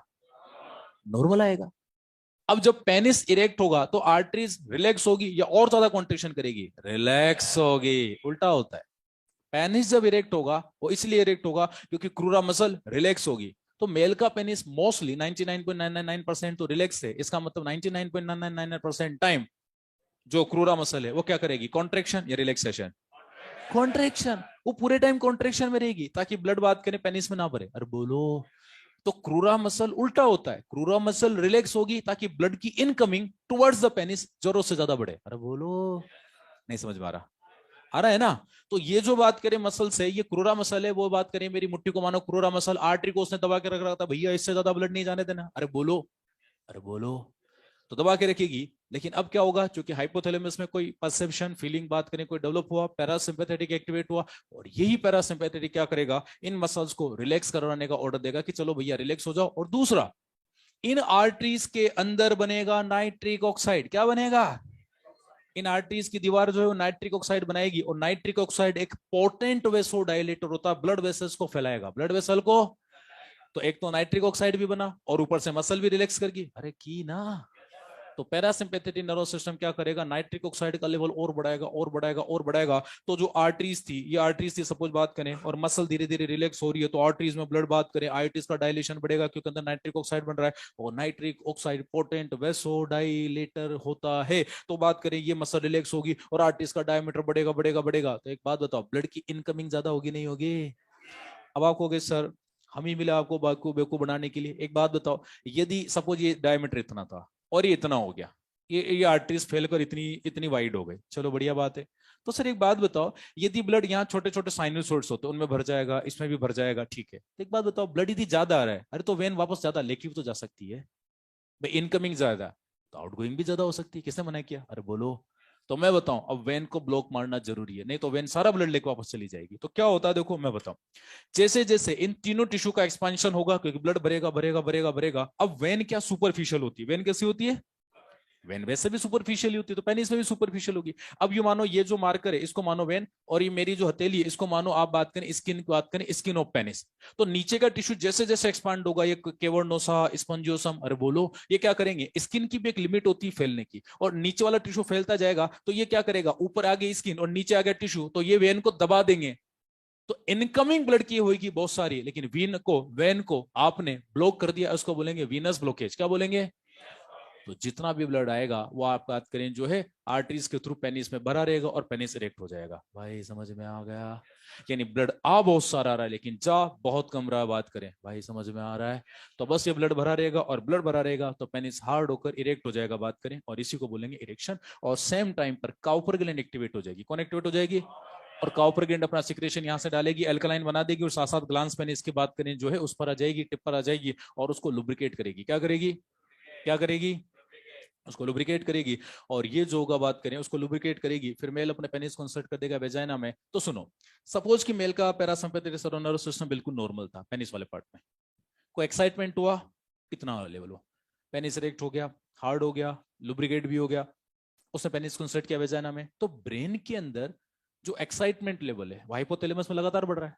अरे बोलो, और लगातार बढ़ रहा है तो होगा क्या भाइयों? अच्छा, ये तीनों टिश्यू कितना मैक्सिमम एक्सपांड करेंगे जब व्हाइट फाइब्रस फुल्ली स्ट्रेच हो जाएगा? अरे बोलो, नहीं तो उनकी भी अनलिमिटेड हो जाएंगे ऐसे तो, ठीक है। तो उसके बाद क्या होगा? हाइपोथैलेमस जीरो था, एक्टिवेट हुआ, पेनिस इंसर्ट किया वेजाइना में। उसके बाद बात करें जैसे अपने पीक लेवल पर आएगा, याद रखना पैरासिम्पैथेटिक नर्वस सिस्टम एकदम से ऑफ होगा, और यहां से लेके यहां तक का जो टाइम है ये उस मेल का बात करें कोइटस टाइम है, अरे बोलो, या सेक्सुअल एक्टिविटी टाइम है। और जैसे बात करें पैरासिम्पैथेटिक अपने टॉप पर आएगा, एकदम से ऑफ होगा और फटाफट से ऑन हो जाएगा। बोलो कौन? सिंपैथेटिक। अब सिंपैथेटिक नर्वस सिस्टम कल भी पढ़ा था हम लोगों ने, आज फिर पढ़ो। सिंपैथेटिक नर्वस सिस्टम एक्टिव तो याद करो, पीछे की तरफ यूरिनरी ब्लैडर के पीछे की तरफ जो एम्पुला थे उनमें कॉन्ट्रेक्शन होगा, सेमिनल साइकिल में कॉन्ट्रेक्शन होगा, प्रोस्टेट में भी कॉन्ट्रेक्शन होगा, और तीनों को सिक्रीशन बात करें वहां मिलेंगे, फटाफट कोगुलेटेड सीमन बनेगा, और कोगुलेटेड सीमन मेल बॉडी से डिलीवर्ड हो जाएगा। तो इजेकुलेशन ऑफ सीमन किससे हुआ? और इरेक्शन ऑफ पेनिस किससे हुआ? भाई समझ में आ रहा है? बस एग्जाम में यदि ज्यादा ज्यादा क्वेश्चन आएगा तो ये आएगा कि इरेक्शन किससे होता है? पैरासिम्पैथेटिक। और इजेकुलेशन किससे होता है? सिंपैथेटिक। समझ में आ गया?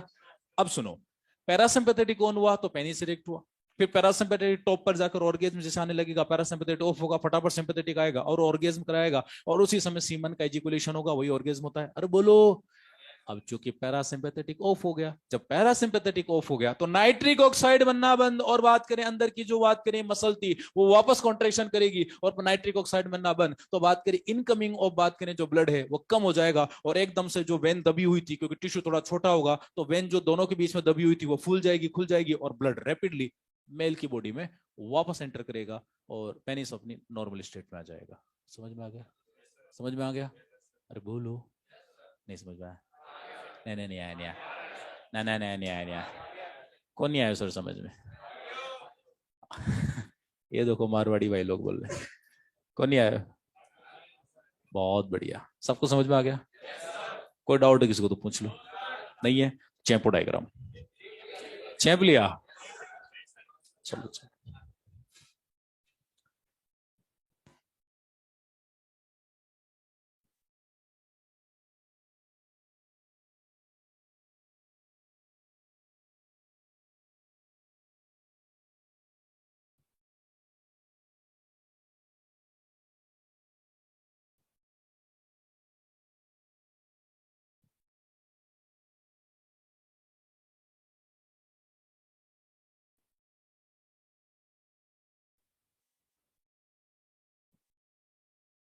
ऑनलाइन वालों कोई डाउट हो तो पूछो।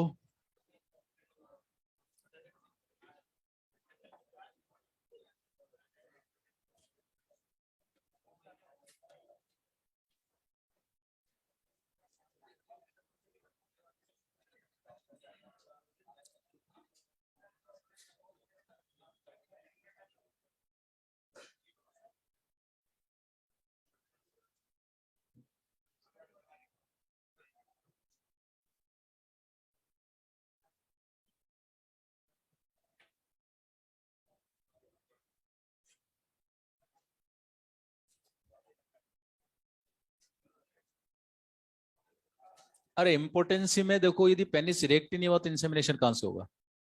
क्योंकि ऑर्गेज भी नहीं आ पाएगा, बात करें। तो इम्पोर्टेंसी का मेन कारण क्या हुआ? साइकोलॉजिकल कंडीशन, क्योंकि हाइपोथैलेमस आपका पेनिस का रिएक्शन करवा रहा है, और पर्सन जैसे भयंकर डिप्रेशन में, तो पेनिस इरेक्ट ही नहीं हो पाएगा। जब पेनिस इरेक्ट ही नहीं हुआ तो इंसेमिनेशन का तो सवाल ही नहीं उठता। इसीलिए तो जब भी अपन बीइंग अ डॉक्टर, आप पेशेंट को जब ट्रीट करोगे, इम्पोर्टेंसी का कोई पेशेंट आए, तो उसको डायरेक्टली वाइग्रा नहीं देते, पहले उसको एंटी डिप्रेसेंट देते हैं, एमिट्रिप्टिलिन वगैरह, नॉरटिप्टिलिन, ताकि उसका परमानेंट इलाज हो। क्योंकि वो सिर्फ आप सिम्टोमेटिक ट्रीट कर रहे हो, तो क्योर तो कर नहीं रहे भाई, आप उसकी साइकोलॉजी ठीक कर दो, अपना आप ठीक हो जाएगा। तो जब भी ये दिया जाता है, बात करें मेल को सिल्डेनाफिल सिट्रेट, क्योंकि पहले क्वेश्चन किसी ने दिया भी था 2-3 साल पहले मेजर में, तो सिल्डेनाफिल सिट्रेट जो वाइग्रा होता है उसको कभी अकेले नहीं देते, साथ में एंटी डिप्रेसेंट देते हैं। क्या देते हैं? तो आप एंटी डिप्रेसेंट के साथ दोगे तो आप सिम्टोमेटिक ट्रीटमेंट प्लस क्यूरेबिलिटी दोनों दे रहे हो। समझा ना?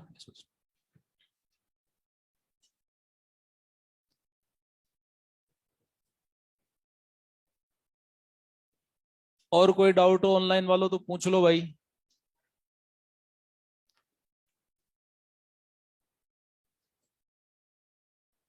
बस टर्म अलग अलग दे रखा है, पेरिस्टालसिस इंटेस्टाइन के केस में दे रखा है, पल्सेशन ये एपिडाइमिस के केस में दे रखा है। फिर बाद में डिस्टिंग्विश नहीं कर पाओगे ना, नहीं तो।